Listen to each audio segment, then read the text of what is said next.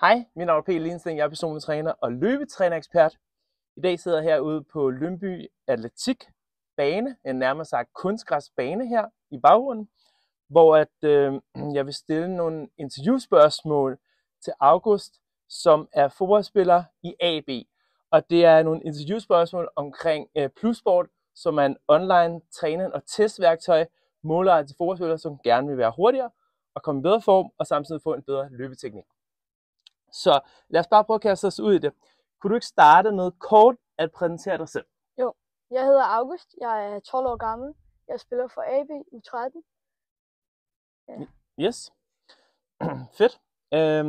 Godt, andet spørgsmål her. Hvad fik dig til at oprette en profil på Plussport? Jamen, det var fordi jeg gerne ville have noget træning i hverdagen, når jeg ikke skulle til fodboldtræning.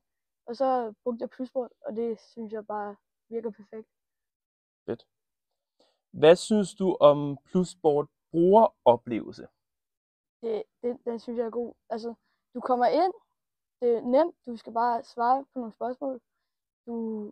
Og det er nemt at finde træning. Du kan nemt finde til det, du vil have, som løbetræning, styrketræning og alle de andre ting, der også er. Okay, nice. Fjerde spørgsmål her, som er virkelig vigtigt. Hvilke resultater har du opnået ved online træning inde på Plussport?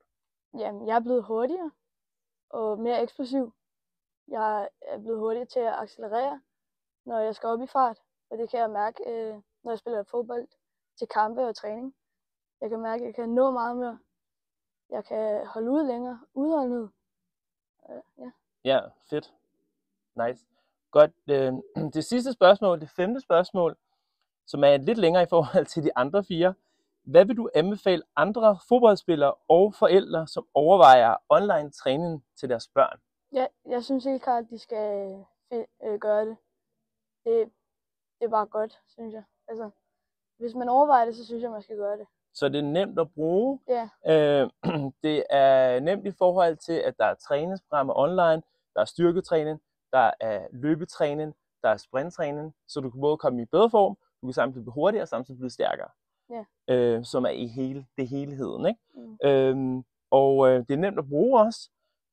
Man kan lave nogle test på de her 5, 10, 20, 30 meter. Der er en bip-test, der er en Cooper-test, der er en man også kan lave, hvis man vil det. En Giltest-test også.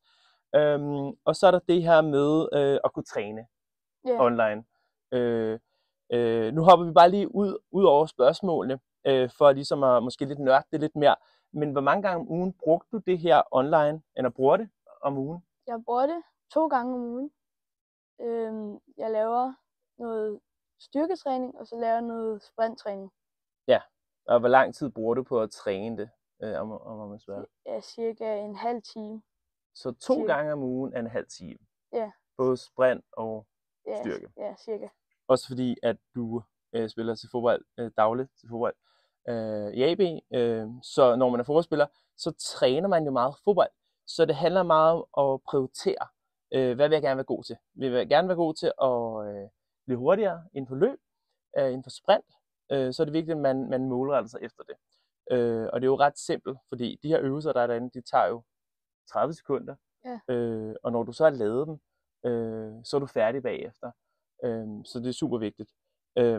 Så hvis I godt kunne tænke jer at prøve Plussport derude, så kan man prøve 14 dage gratis, hvor man tester systemet af igennem og ser, om det er noget for en. Det er jo som sagt målrettet kun til fodboldspillere fra uge 10 af og helt op til seniorspillere. Så hop ind på Plussport og tjek det af, og så vil jeg bare ønske dig en fantastisk dejlig søndag, og det vil August også, og så må I have det godt derude. Hej.